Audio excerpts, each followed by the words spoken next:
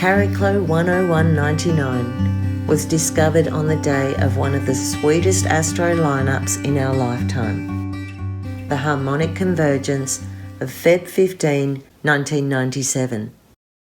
On this day, all the planets orbited to form a rare six-pointed star in the sky, a celestial energy transformer and portal known as the harmonic convergence. So Chariklo's birth chart is sensational, and her birth brings to consciousness our transition into the Aquarian age. She's only visible in starlight. She has an orbit of 62.4 years and is the smallest planetary body known to have rings. Early this year, clear photos of Chariklo and her rings were published for the first time. This is astro code that the archetypal energy of Chariklo is waking up and coming to more prominence in our collective unconscious. She is a shapeshifter, a transition goddess who acts as midwife at life's big thresholds, cycles, and initiations. She was also part of the 2020 Capricorn stellium that waved in the global pandemic. There's a few questions about her origins and the spelling of her name, but most stories say Chariklo was a freshwater nymph whose father was Apollo. She may have come from Thebes or from Sparta, but her name means graceful spinner, and it suggests something of the karmic thread that's woven into stories and fate, as much as her hands-down ability to spin and create. It's also said she served as one of Vesta's temple priestesses, attending to rituals, nursing the sick, and remaining chaste. She was universally known for good character and being a top chick. No one had a problem with her, which is pretty amazing in Greek myth world.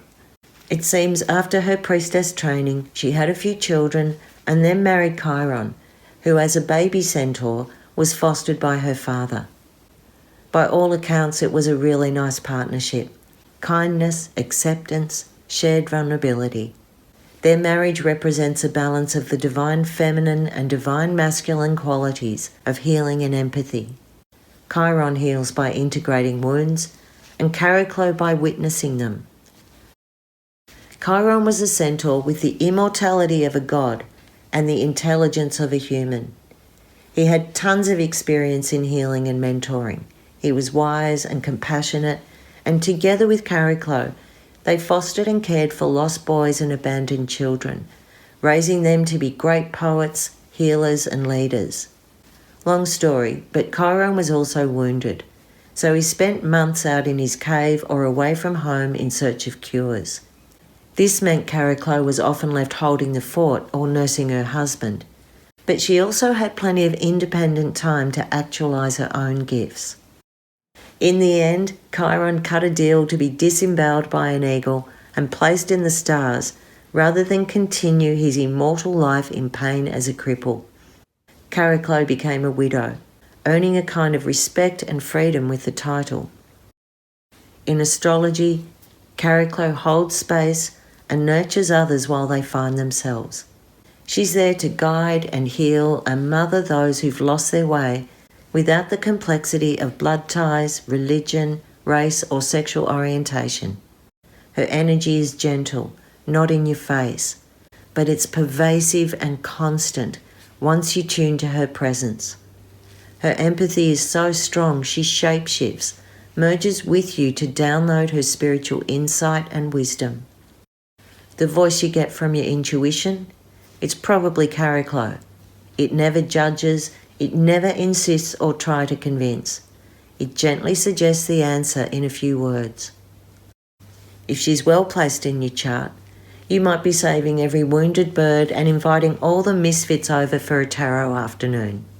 You can stay present, silent, and in compassion when your friend is broken-hearted over an idiot.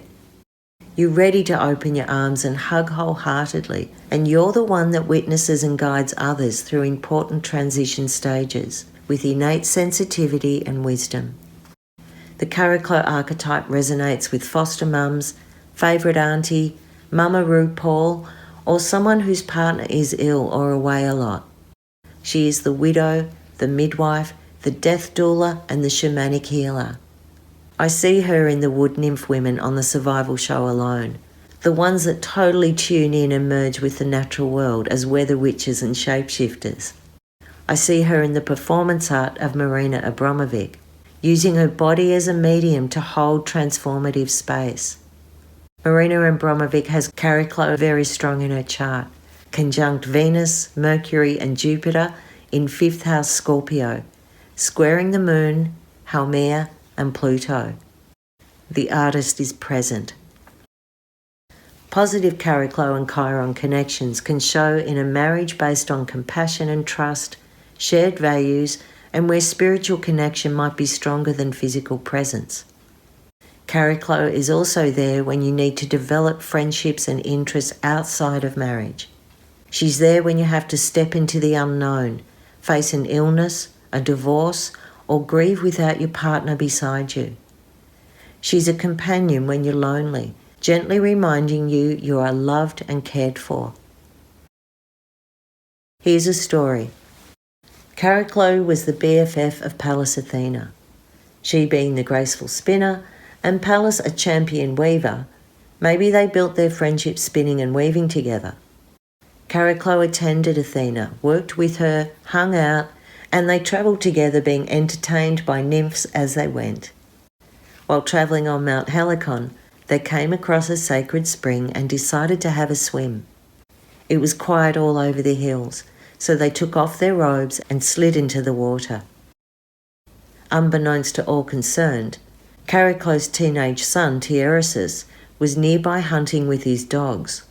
In that moment, he accidentally spotted Athena naked in the river, even as Chariklo bolted out and covered his eyes. By the law of Kronos, it was forbidden for a mortal man to see the goddess naked, and in an instant, Athena blinded him. Athena and Chariklo were best buds, and Chariklo cried out, "What the fuck? That's my son!" Her heart broke into a million pieces and turned to Pallas, wailing the heavy plaint of the mournful nightingale for her to undo the curse. Pallas Athena is a fair and just goddess. It was not her preference that a child should have his eyes snatched out, but it was the law, and the thing that is done can no more be taken back. It was already written in the fates. Pallas couldn't give him back his sight, but for the sake of Chariklo and the sake of her son, she gave Tiersis the gift of prophecy, a seer to be sung of men hereafter, yea, more excellent far than any other. She gave him the power to read the flights and songs of birds, a staff that would always guide his way, and in the afterlife be understood and honoured.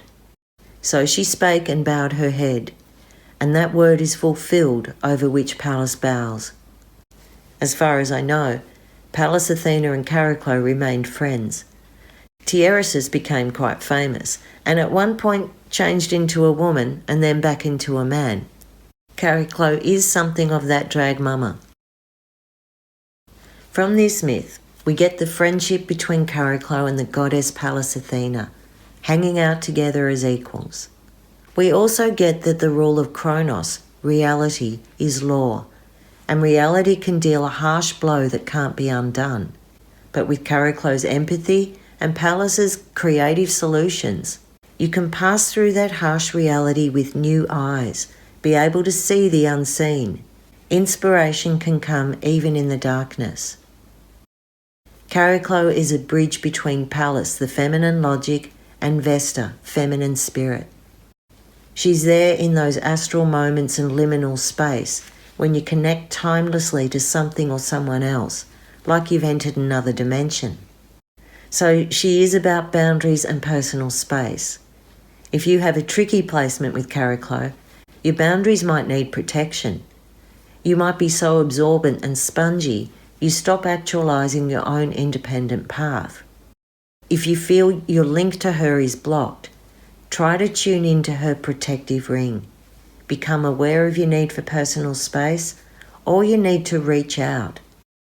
Chariklo is a beautiful receptive energy, like a vessel that transports you through transition.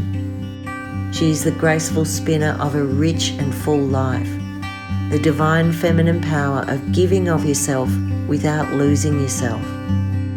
She is there at every life stage, spinning and weaving the thread that becomes a guideline, a cocoon, or a fated connection. All you have to do to find her is tune in.